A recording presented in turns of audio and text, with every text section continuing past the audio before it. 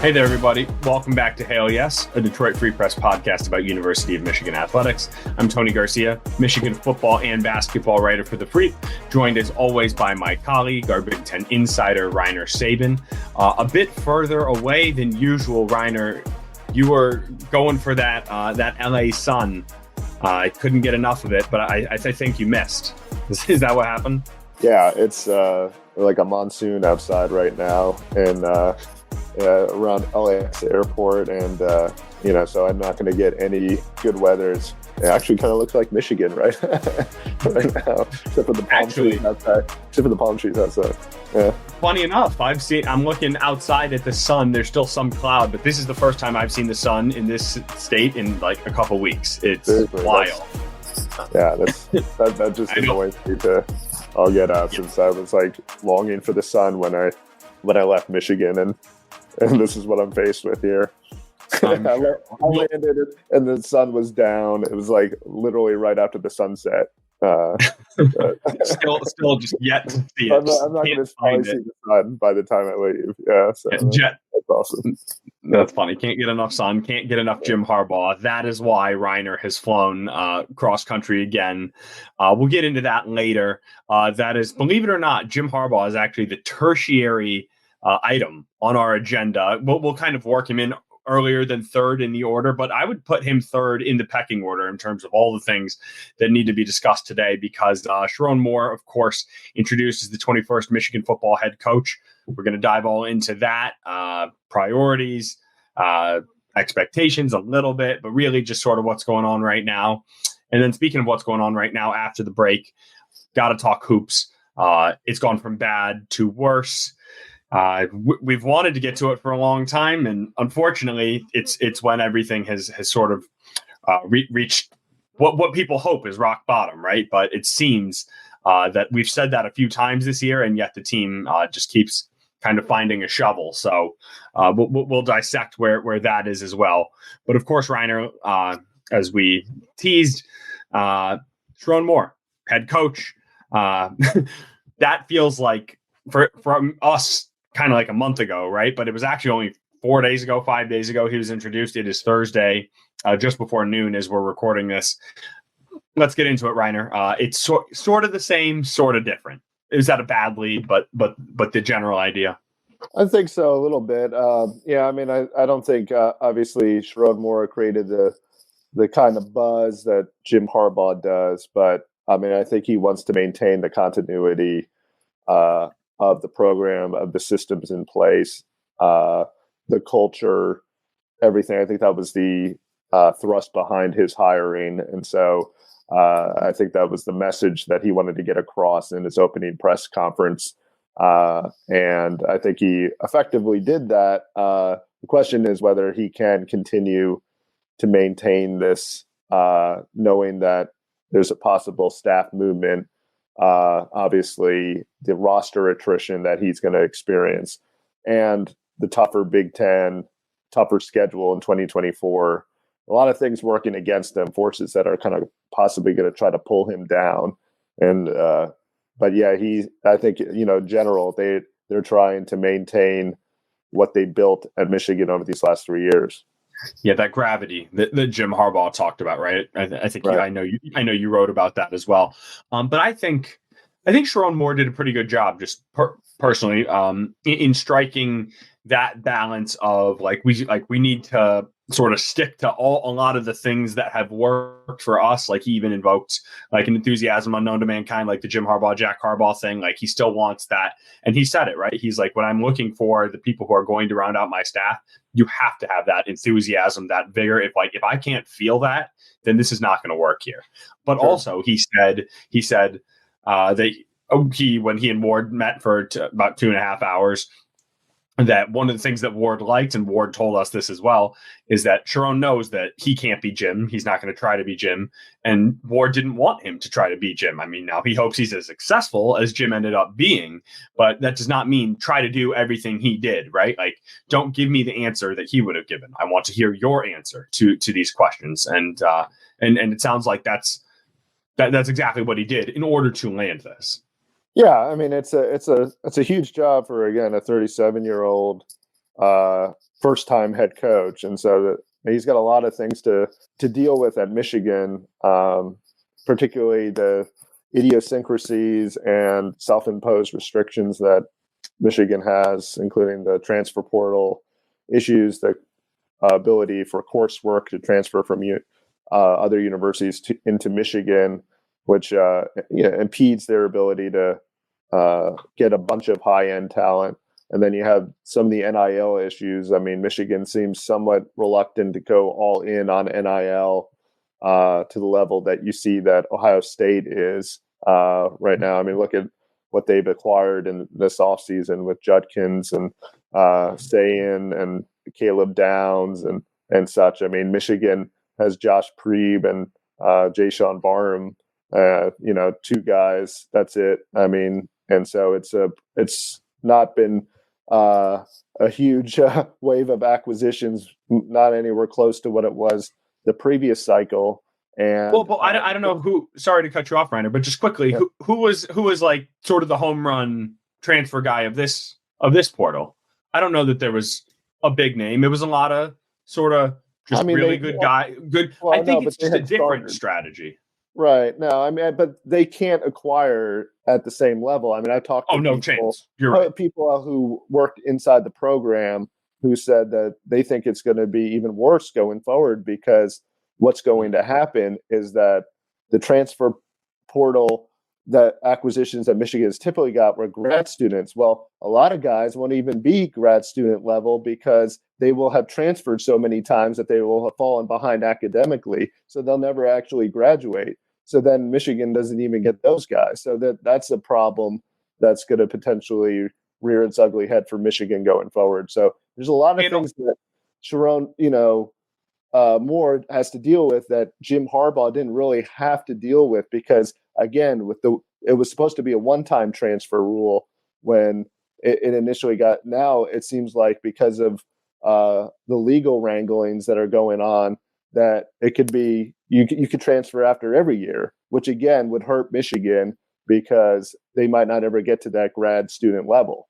Right. Well, that's all very plausible, but still remains to be seen. And I think one positive to it for Michigan and on both sides of it, if you're Ward and if you're Michigan, it seems both sides know what they're getting into, right? Like Ward, yes, right. It will be a little more difficult for Ward. He's been here, done that, right? He's not coming from Georgia, where he has Georgia, Ohio State, Bama. No, I mean, just all these expectations. No safety rails, no guardrails. Just full throttle, right? From everything in every direction. He's been having to do this, and he has been Michigan's lead recruiter on the offensive side of the ball for a couple years now. Correct me if I'm wrong. I think he and Klink are really sort of Michigan's two aces that they have, and so he now he can build this. He was sort of continuing, he was the O-line, which was the heartbeat of the Harbaugh thing, right? But now this is all his. This is all his program, and so he can. Maybe he is able to land a few higher end guys in ways that Jim couldn't, or maybe he switches the strategy a little bit. And also, who's coming on to sort of round out the staff, because there. I guess perhaps I don't know if there's anything else you want to get into before we talk about staff, because he said that's priority number one for him. Yeah, and I can think, again, going back to your point, Ward Manuel said that one of the bonuses, I guess, in hiring Sherrone Moore was that he understands us, and so they didn't want to go down the same road as they did when they brought in Rich Rodriguez, who was a fish out of water, who tried to kind of change some of the stuff that typically, or go against maybe some of the stuff that was at Michigan at that time. And so this is a person who is very familiar with how things work on campus and some of the logistical issues that he has to deal with within the program and navigating how to handle that stuff. Right. But that goes both ways as well, right? And in a good sense for Sherrone Moore, I think he, moving into this, has a sort of unilateral support. Now, this does not mean he can go 3-9 and it's all going to be chill. but he seems to be, I mean, players, coaches, board, AD's office, I mean, really president, pretty top down. He seemed to be the guy, and like there is some pretty good unanimous support behind him in ways that Rich Rod certainly did not have, and even Brady Hoke to a certain extent. Now that was a little better because you were getting back to the Michigan man thing, but this is, I mean, I think maybe they hope sort of the best of both worlds, right? It's someone who feels like a Michigan man, right? Like he talked about how it's home, how this is where his daughters are born. And how Dave, like, this is where he wants to be and all these things, but he's not just like, it's not like they just stuck to the old hard and fast way. Yeah, no, it's interesting, but I thought the press conference was so odd on Saturday. I mean, like there was like not many people from the Board of Regents there. I don't remember seeing Sando Ono there. It was bizarre. I mean, the fact that it seemed like it was just kind of thrown together at the last minute. All the Detroit media was in San Francisco. It was in San Francisco, yeah. For the line. I mean, I thought it was a very kind of mundane sort of press conference in a lot of ways, and subdued, not anywhere close to what it was for Jim Harbaugh when he got here in December of 2014. Well, I don't know that that's. I think you're totally right. I don't know that that's all bad, right? Like, I mean, when you are the national champion, everyone's going to be gunning for you. Maybe just why not just take a step back and have some questions, right? Because I mean, Sherrone Moore's talking about how they're going to have to strain every day, and like if they thought it was hard, I mean, you hear it from all the levels. If you think it's hard to get to the top, only thing harder than getting to the top is staying at the top, right? And you got all those things, and so. Maybe you got a manufacturer chip on your shoulder. You're the national champion. No one, like last year, no one doubted you. There's no, so this year, people did that. I guess they doubt for that little for the era in that way. But like what I mean is they were never lower than 2 in any poll, right?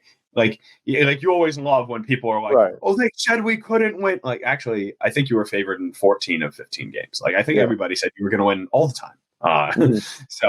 So just from that sense, I mean, I don't see any problem with it. And I mean, you mentioned the gravity that's going to pull down on them, the new look Big Ten, the schedule. But before that, he needs a staff to round it out. And while these hires have not been official on the Charger side, they are both official. Jesse Minter, the defensive coordinator, is gone, and Ben Herbert, the head strength and conditioning coach, who has long been referred to as the X Factor. He seems to be gone. He's gone as well. Tress has replaced him. Bigger loss, Reiner. Is it Herbert? Is it Minter? I guess it doesn't matter. And where to go from there? What do those sort of look like? Because those are, I mean, the defense and strength, and Harbaugh, that is everything that this program has been the last 3 years. Yeah, I think they're equally rough losses for Michigan, because Herbert kind of set the tone with the program, the culture that they tried to establish. I mean, especially his ability to kind of get the players to buy into the idea that to handle adversity, and his methods and methodology was geared to that. I think his impact was more psychological in some ways than even physical for them. So trying to get that hardened mindset to be able to handle everything that kind of comes their way. And then Minter, I think, obviously, just knowing that defense in and out and being able to make the right calls at the right times, knowing when to send, pressure, when to throw out simulated pressures, be able to kind of decide when to run man versus zone, and just make the right reads on and structure a game plan. I think it's going to be a big loss there. So I don't know which one's the bigger one, but I think both are pretty significant. Yeah, and I guess that's sort of why I asked, right? I guess it does not matter, right? If you're losing, it doesn't matter who's 1 and who's 2, or 1A and 1B, because they're both, unfortunately, if you're Michigan, gone. You're totally right. And then what I would say, as far as answering my own question. I mean, I don't know if there is a worse, but you made a really good point as we were putting the show together just ahead of time when you're talking about like replacing the defensive coordinator. Mike Macdonald is now in Seattle, so he is going to want someone who runs his system. And John Harbaugh in Baltimore is now out of a defensive coordinator, so he will want someone who can run his system. So now, are you maybe ideally you are trying to keep that same sort of foundation in place? This amoeba defense, this 4 down, 5 down, this base, this nickel that you can move in and out. Are you third in the pecking order for people who are qualified and looking to sort of run that type of system right now? It remains to be seen. And another point we were talking about, I mean, there's not just like Jesse Minters and Mike McDonald's that grow on trees, right? Like these are super elite, high level guys. Mike McDonald is the youngest head coach in the NFL. He's 36. He's younger than Sherrone Moore. And so it's just it's a big ask. It's a big fill. Yeah, I mean, and where do they go? Who do you have a front runner?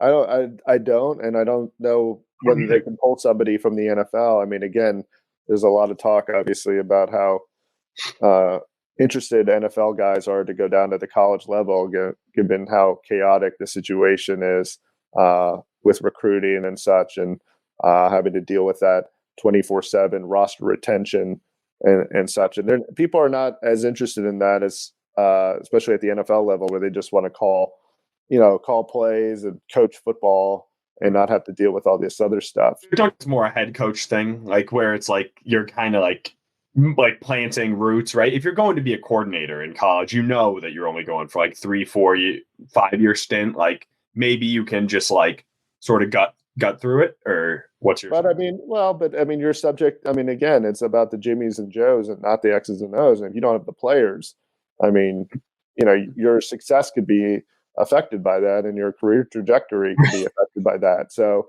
you're not just guaranteed. Yeah, right. Exactly. I mean, like it's and unless you have just a sure bet, like to be able to be loaned out for a year, like Mike McDonald was, and have a landing spot on your way back to the NFL, which is what he wanted. He didn't like recruiting, Mike McDonald. Mike McDonald did not like recruiting, and so. I mean, he was always destined to go back to the NFL, and there's a lot of NFL guys that are like that. They don't want to spend, 24/7 talking to 18-year-olds or some college kid or some, handler about what this kid would possibly need. And so it's a problem for Michigan going forward if they want to maintain some kind of pipeline to the NFL. Now, I mean, whether Harbaugh, Jim, I'm speaking opens up one with the Chargers remains to be seen. I mean, and that would be potentially a boon for Michigan if he can convince somebody on his staff to go move from LA to Ann Arbor, but that's a harder sell than moving from Baltimore to Ann Arbor. It is. But again, we were like we were talking about, if you go positional, like if you bet on yourself, positional coach in the NFL, DC, then DC, like DC in college, then so we know what the path has looked like. It's just how much more they're going to do it. And then I guess as far as the offensive staff, right? I asked Sherrone Moore if he was going to be calling plays. He said he doesn't think so. And quote, he has a pretty good idea of who that will be. My guess is that means Kirk Campbell will be named OC. I don't know if that is what that means. Could it be Mike Hart? Mike Hart, Ron Bellamy, both had expiring contracts this year. So there's just some shuffling to be done. However, I saw Ron Bellamy after the press conference. I'm not saying Mike Hart was not there, but I did not see him. Did you? I did not see Mike Hart. Yeah, I saw Ron Bellamy. Ron Bellamy hugged Sherrone, and I saw that. And then they give a big dap. Yeah, big dap hug. And so I think and I ran into Ron. Grant Newsom was there too. Right. Yes, right. And he's been rumored to perhaps go from tight ends coach to O-line coach, but that's not official either. However, it's the jump Sherrone made and very common. So I think that would be expected. Sure. But I would have expected it by now, actually, just because they said they wanted to keep everything together and move quickly. They're already, but just by the nature of winning and playing so long, they were already behind the eight ball in all cycles. Yeah, and it could be, trying to get the finer details ironed out with the contracts and such, and so you've got to figure out some of that stuff. But yeah, it's not easy. Any of these coaching transitions is not easy. I mean, it's a lot of hitting the ground running. I mean, look at what Jonathan Smith had to do at Michigan State. I mean, it was not a great time for him to come in as head coach there, especially with early the transfer portal opening up 8 days after he landed in East Lansing, and then 3 weeks later you have early signing period. So none of these coaching transitions are ever easy, but right. You prefer to probably have it on the earlier end than on the later end, because your options get reduced as the coaching cycle kind of goes to its final whirl. Michigan State's been on that late end of that cycle, right? Like the last time when D'Antonio left in February, even later, it was February. Yeah. Mm-hmm. So and their staff hires were affected by that, I think. I mean, a lot of staff hires that a lot of people at Michigan State or fans did not like as the time went on, and so right. You don't want to get in that position where you're last to the party. Right. But they're not. You are pulling in different levels of talent, right? Like there's a different selling point. Michigan State in 2020 or whatever. And the biggest difference is that they're not bringing in an entirely new coach, So I mean, they could keep some of the people here and just promote them. It's still, there's some issues that they have to deal with that make it somewhat unpleasant. But again, that's every coach transition. Yeah, if you're transitioning coaches, I mean, frankly, Michigan is in the middle of what is quite possibly the most seamless transition you could have, right? They had the best season they've ever had and are promoting someone from within. So that's where that's at. Is there anything left to touch on football-wise before we get to basketball? Oh, I guess I wanted to also mention Abigail O'Connor, Michigan sort of keeping her, like we sort of glossed over just Justin Tress being promoted as the director of strength and conditioning and retaining Abigail O'Connor as the director of performance nutrition. This is not just Ben Herbert, right? They were both here, and you heard a lot of people say a lot of good things about both of them. And as we're talking about just maintaining what has been, and I mean, it's like a coaching tree, right? It's a strength and conditioning tree. Yeah, I mean, again, I think that's good that they're keeping some of the guys that are worked around Ben Herbert, so he's familiar with that. So, but yeah, in general, though, I think the loss of Herbert is pretty significant, just based on some of the different quirky things that he did to get the players ready. I mean, again, randomly calling players in for workouts when they didn't know, just to kind of basically prepare them for any possibility, giving them unique exercises to do. I mean, obviously, I think Justin Tress will probably be, followed that stuff. We'll try to, imitate that kind of behavior and methods and such, and carry that forward. But it's still, obviously probably better to have the originator than, somebody who's kind of following in line. Right. Frequently we heard about just him stressing the importance of the details, right? The shoes all lined up in the same way. Every day you come in, the water bottles in the same place, and just little details. Sure.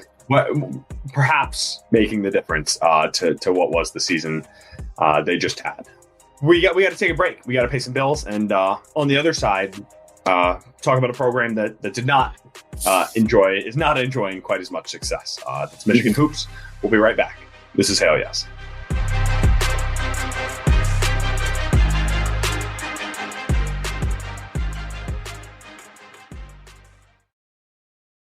All right, and we are back I meant to say at the beginning of this episode, Reiner, happy February. I'm a big fan of February, not just because it's my birthday month. I am not a birthday month person. Let me make that clear. There's no birthday month. There's no birthday week. It's a birthday. I mean, like, of course you can celebrate not on the day. Like, should that be when your social calendar lines up? But it's just like I'm not about to like go like post like, like what, like your sign and the whole thing and all of that stuff. But I just think February gets a bad rap. And it's objectively not as bad as January. Andrew, come in here. What's up? First of all, a lot of backpedaling here I feel like you may be a birthday month guy after all that backpedaling from you there. Yeah. No, I needed to make it clear. I'm not. The calendar turns of February and Tony's tweeting out birthday month. Not a chance. We had people we used to work with like that. Yes, we do. But February is objectively the worst month. There's one football game, no big stakes basketball, no big stakes hockey. All the sports are like an in-between time. Like the only good thing we have is like some pretty good conference basketball games. And the weather is by far the worst. And you're the most sick of it because you've already gone through November, December, and January. Michigan, February is the worst month. And my fiance is born in February, and I still tell her this. So well, I stick with it. Well, I'm going to get Jordan in here, and we'll put you in your place. But before we get to what's actually the case, it's not, because it is not as cold as January, right? So January is on average 3 to 5 degrees colder, and it is darker. It is much darker. And hold on. This year, yes, it's a leap year, so there's 29 days. Normally, it is 31 versus 28 days. It is 10% shorter. So there's less of it. It's not as dark. It's not as cold. And you're like, oh, there's one sports game. It's kind of a big sports game, right? I think it's the most watched game in the world. So in Michigan, February's weather sucks. It's wet. It's like melted snow. It's gray every single day. I don't know. I just think you have one game, even like AFC, NFC championship game, you have 2 games that day at least. Super Bowl is one game after a 2-week wait. Like, I understand it's a big deal, but maybe I'd be slightly more excited if the Lions were playing, and I'm sure you guys would be because you'd be going to the game. Yeah, it's a tough sell. I'm not trying to say that February is September or May or even any of the summer months. I'm just going for 11 out of 12. That's just we're trying to leave the basement. Reiner, what's your February opinion? I'm not a fan of February, but I'm much more of a summer guy. Yeah. All right. Yeah. Right. Oh, me too. I mean, it's horrible. It's horrible. Yeah. It's horrible. All right. Yeah. But I bet that Michigan basketball is looking forward to February more than January, because Michigan basketball, and that's what we're actually here to talk about now, 1-7 in January. Actually, no laughing matter. It's really brutal. It's gotten pretty bad around that program. So Michigan football won 2 games in January, and Michigan basketball won 1 game in January. I think I might have just said February. So 1-7 in January for Michigan hoops. 9 losses in their past 10, 13 in their past 17. Michigan is now 7-14 overall, 2-8 in the Big Ten after Tuesday night's loss in East Lansing, 81-62. I mean, I don't know how much we don't need to get into that one specifically too much, other than the fact that it was a microcosm of every game that has been all season. Get out to somewhere between an 8 and 10 point lead in the first half, give up a run in the second half, late first, somewhere in the early second, play no defense, and then either lose early. They were losing close, and now they're just getting blown out. 4 consecutive double-digit losses by an average of 18 points. Yeah, yes, they're playing some tough teams, right? Illinois is a good team. At Purdue is not easy. At Michigan State is not easy. But they are giving up 89 points per game in that stretch. Here is, I'm sorry, Ryan. I'm just going, but just I've been waiting to talk about the hoops for a little while now. It's just they are number 330 out of 362 Division I teams in America in points per possession. There are only 2 Power 5 teams who are within 100 spots of that, as in not more than at least 100 spots better. I mean, points per possession allowed, right? Points per possession allowed. Yes. Sorry. Excuse me. Yes. I mean, it's just like it's not like sometimes like Iowa, a terrible defense, but they play with pace. You know they're like doing it, like they're intentionally playing with pace. Michigan's not just giving up points because it plays with pace. They give up more points per possession than any other team of their level, and it is not even close. Yeah, their Achilles heel. It's really surprising considering Juwan Howard, was an assistant coach under Pat Riley. Pat Riley was known for playing really tough defense, not allowing anybody to get to the rim, especially when he was coaching the Knicks, and those early Heat teams were extremely physical. And you would think that philosophy would have kind of, carried over to Juwan Howard and kind of been a big part of who he was and what he wanted to be. And, Michigan, it does not do a lot of things well on the defensive end at all. I mean, they don't anything, they don't rotate well. They don't, close out on the shooters. They don't seem to provide much help defense. I mean, it's there are a lot of blow-bys to the rim. I mean, where they just go unimpeded, and so it's like, it's all bad, and it's not a winning formula. Juwan had to say it in East Lansing. He's like, it's okay to get dunked on, right? It's basketball, like, like what he's saying, people are more concerned about being on the wrong end of a poster than putting their body on the line and just trying to lay someone, and he's not talking about things he didn't do in his defense. He was he wasn't some above the rim guy, but he was not afraid to mix it up, right? Chris Webber, not afraid to mix it up. And it's just really, really so problematic. And I think what might be the worst part of this, right? And I guess I should have phrased the question at the beginning. It's about time to ask, and it's almost time to ask. And I know fans have long asked this, but believe me, it's a lot easier to ask it from there than when you actually are like Ward, and we'll talk about how we talked with Ward about it, and you have to pull the plug or someone else. But has Juwan lost the program? Because it's not just this year. They missed the tournament last year. This will be, unless they become the first Big Ten team to win Wednesday, Thursday, Friday, Saturday, Sunday in the Big Ten tournament. And I assure you that's not happening. They're going to miss the tournament in consecutive years for the first time since a 10-year drought from 98 to 2008, like pretty much the darkest days of Michigan basketball. And I'm not, and I don't know if anyone is saying that they're about to go 10 years in a row. However, when you're looking at the trajectory, this year is not just an isolated incident. They are 44-45 since the start of the 21-22 season. 21-22 season to the past three seasons. It's just, I don't know. Where are you at with it, Reiner? Yeah, I mean, obviously they've fallen off. Do you think outside of, to say the least, I don't even know if Doug McDaniel. I mean, I don't know where he stands on the NBA, but they were having NBA level talents. At the very beginning, there were guys that Juwan Howard inherited, and then there were guys that he recruited and brought in and developed. But it doesn't seem like there's those types of players left on Michigan's roster right now. And so, not currently, but even last year when they missed the problem is it's not just a talent standpoint. I mean, I would argue that last year you have Kobe Buffkin and Jet Howard, who are both lottery picks. Yeah, but they were going to the NIT. I mean, they had a shot at the NCAA tournament last year. They don't have a shot. Oh, but that's because that's what I would say that's because, in my estimation, they underachieved. Like, talent this year might be, for the first time, a question. And I would argue that they have 6 or 7 guys who are legitimate D1 players. Michigan is they're in this my opinion. I feel they're underachieving. That's what you should. But they don't have the NBA talent. You're right. The talent right now is not. But John Beilein did not always have like superstar. It was a developmental program.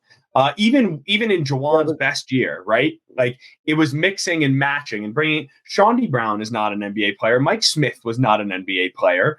Those were just. I mean, John Teskey's not an NBA player. I mean, like Isaiah Livers was, but. It was, and Franz Wagner was, but it was some mixing and matching. Sorry, but go ahead. Go ahead. No, exactly. But over time, like he hasn't done a great job with the recruiting, and then maybe the development isn't there.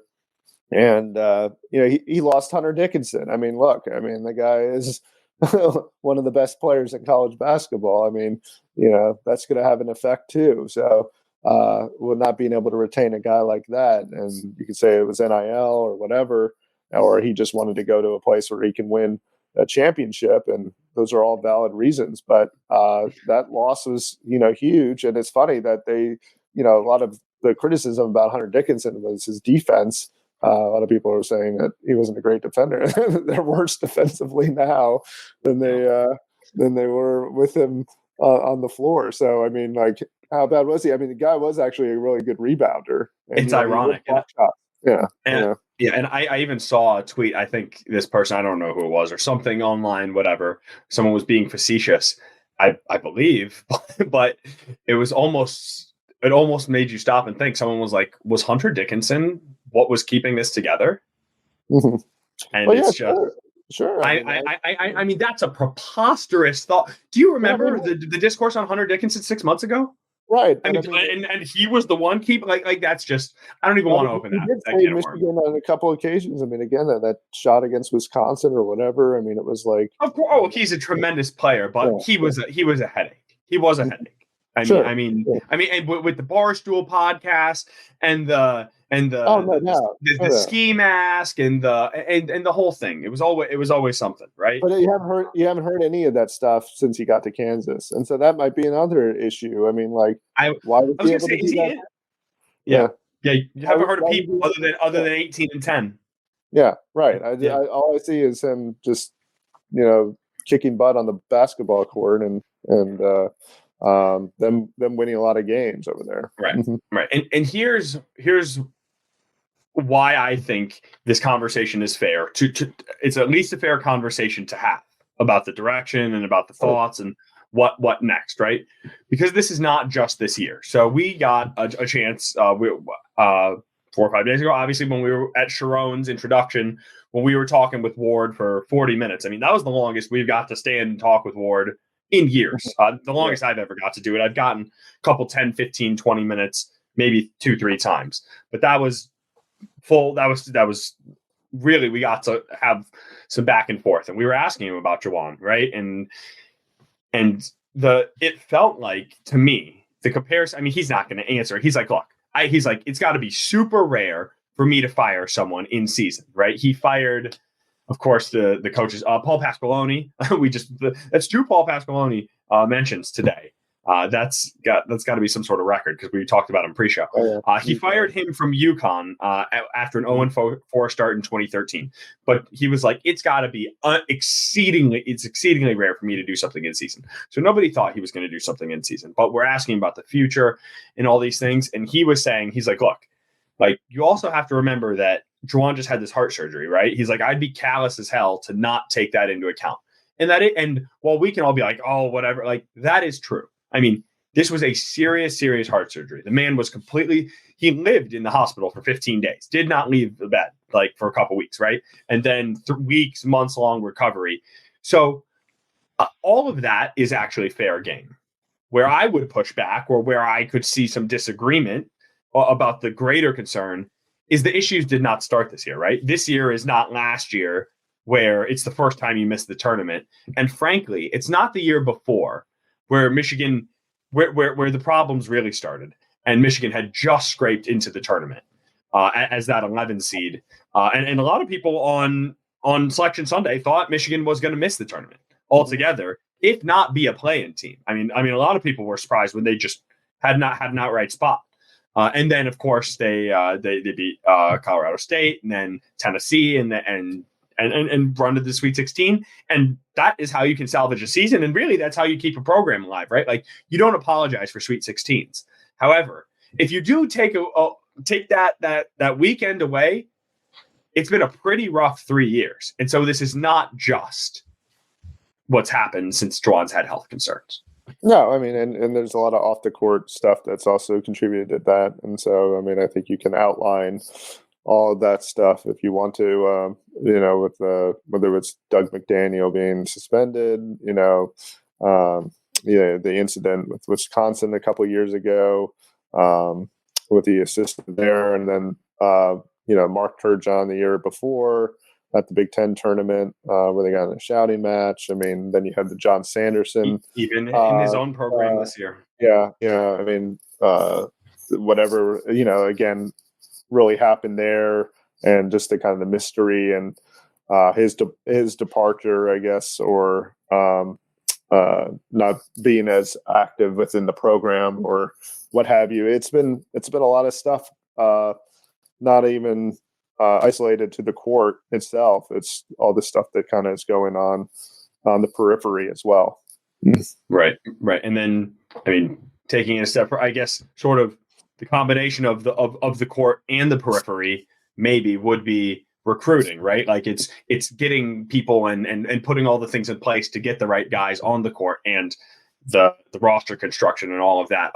That was seen. I mean, he had like the top class in the country, right? Just a couple of years ago. And now Michigan brought in one freshman, George Washington. He was a good, very, very good high school ball player. Ohio Gatorade Player of the Year. Did finish just outside the top 100 consensus. So he's not a game changer immediate, but Michigan needs some project, or like some 4-year guys who are going to be around. You can't just have all the only like one and dones, right? Like that's not their style. Not that I don't know that it could be, even if they wanted it to be, but it's not. Even though that is what has happened, right? Like that is like they have like Moose, like with Caleb Houston and Moose Diabate and Jet Howard. Like it did turn into some quicker, faster turnover than they anticipated. Even Kobe Buffkin leaving after, I mean, that acceleration was so fast. So they lost maybe one more year of Kobe Buffkin. They lost maybe one more year of Hunter Dickinson. And then Juwan Howard is hamstrung by like you talk about the football stuff being like Sherrone being behind the 8 ball in NIL and stuff. I mean, forget about it. Basketball is 50-fold behind football. And when you talk about not just NIL, but the academic credits, I mean, you have two options. You get a graduate student or you get a freshman who is like, yeah, like I only had that 1 year. It's not that big a deal anyway. And it's not so far in that he can restart. Right. It's that's it. And so while it is easy to say, like, well, there are a number of things that I think clearly has not gone as well as the previous regime, or even as often as it did early.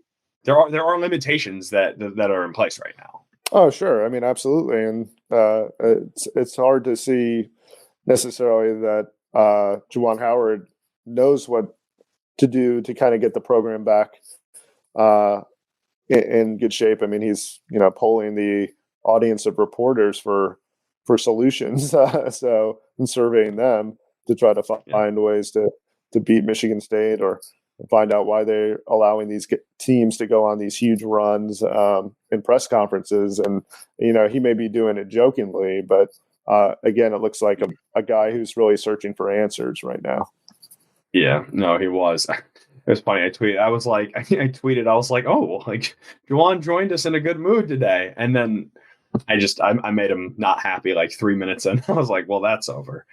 But then I feel like maybe this is a little bit talking out of both sides of my own mouth. I'll speak for myself, but I'm just trying to make sure I'm painting both sides of the picture, because this is not just black and white. There is some gray. And while I gave Juwan not a full pass, but like, while I do recognize he is limited in the people he can bring in, if you think about the fact that Terrence Shannon, like how close they were to getting Terrence Shannon from Texas Tech, and then they couldn't. He goes to Illinois. And then they were going to get Caleb Love from UNC, and they couldn't. He goes to Arizona. Or Nojel Eastern before from Purdue, or even this year from the high school ranks, Papa Conte, who then is also not academically eligible. At what point is it on you to do your homework to know that a guy's going to get? You can't get that far down the line and have that many eggs in the basket, and then like be caught with your hand in the cookie jar, right? Like, oh, whoops, like, and like, where's the backup plan? Now what? How do you pivot? And so there has to be more awareness and foresight, I guess, as well. Yeah, no, I mean, you're right. And, I think that's, again, called managing the roster, managing the program. And so that's it's one of the primary responsibilities of a head coach. So he's had a rough go of it as of late, and it's uncertain again if he's going to be able to right the ship anytime soon. And Michigan's basketball schedule was sort of somewhat seen as like easier on the front half and tougher on the back half. So it's not great. A winnable, we've said that about a couple game at home against Rutgers on Saturday, but then and then Wisconsin. But that's obviously, I mean, at home that's extremely tough. They're top 10 team. Then you go on the road to Nebraska, on the road to Illinois. Got MSU at home. You go on the road to Northwestern. After that, you got Purdue at home. Then you go to the RAC. You go to Ohio State, and you got Nebraska at home. I believe it is Bart Torvik, just one of the like KenPom, one of the basketball nerdy sites, has them projected to win 2 more games the rest of the way. That would be 4-16 in the Big Ten. I believe 9-21 overall, something like that. 9-22. Just really, really super brutal stuff. And I know it feels like, maybe, I don't know if it feels like this. I hope it doesn't feel like we're piling on. I think we're just trying to call a spade. We just covered a national champion. I assure you, it's way more fun to do that than what I've had to do. And I don't just mean just because you've been wrapping up football stuff, we have had to do, right, with the basketball stuff. And, but there's, I don't know what's left to say. I don't know what's left to write sometimes. And I just want to talk very quickly on some of the kids. I sent someone a message, in the program. I'm hoping they can help me out. And I was like, look, like it's been kind of a tough year, and like, we're a little distanced from this program as is. Is there any way you can help me get in contact with some people out? Like there are good things that have happened, right? Just no one can see them. No one is highlighting positive. Like these young men, these athletes are not miserable every second of every day. I assure you, some of them are we saw them at the hospital in last August. And I mean, like, saw them just like light up when they're talking to kids. And I mean, I know they've gone on trips and different things, and they're roommates and they're young guys, and they're making an impact in the community too. And it's like, there needs to be more of that. Like and so I'm just trying to find something like Jalen Llewellyn is the perfect example. A lot of people aren't going to remember Jalen Llewellyn in the greater picture of things. And perhaps there is a roster construction argument you could be made that Juwan Howard, by bringing him in, forced Frankie Collins out to Arizona State, which was maybe questionable at the time and has only certainly not worked when Jalen unfortunately went through the ACL and the concussion and all these things. But here he is. I mean, like, he's sitting at home. He's playing on the road. He has like a bionic leg. He's putting up 18 points at Michigan State, like a third of the offense, just grinding. And like, he's doing what he can. And Namari Burnett, like, really taking time to answer questions after the game against Iowa. Like, I pulled him to the side after, and I was like, do you guys, like, just asking, like, do you guys need to do, like, maybe like have you guys tried team building, or like just like dropping the basketball for like an hour or something? Like, you know what I mean? Like anything, literally anything. And he's like, yeah, like he's like, dude, like we have, he's like, the thing is, like, we really get along. Like, I appreciate you asking. Like, these are genuine kids. These are good kids. It's super easy to be a Michigan fan and say, oh, John Beilein's teams were likable. This isn't a likable team. I promise you, there's some likable kids on this team. Talk to them. They're nice kids. It's really brutal. It sucks. I don't know what else to say. So other than that, things are pretty good. Maybe there will be some wins to come. Reiner, I think we talked about Jim Harbaugh. There's NFL Combine in a month. We can put a bow on this. That was good. I hope it stopped raining where you are. I don't believe that. It's It's decent. It's decent here. It's 40 and 40 and gray, sunny in Michigan. So, all right, for our for everybody as part of the Free Press, that is our editor-in-chief, Nicole Avery-Nichols, our executive editor, Anjanette Delgado, our sports editor, Kirkland Crawford, our editor and producer, Andrew Burkle, our audio engineer, Robin Chan, for Reiner, I'm Tony. God, I need to write those names down. It's a lot to remember off the dome, but we really do appreciate everyone. And that's all the people who sort of make it happen. And thank you all. I haven't said this in a while, but please rate, review, and subscribe. It actually does help us. I got to do a much better job of that. But we're getting this. We're keeping it rolling. So be safe, be well, be happy. Talk to you soon.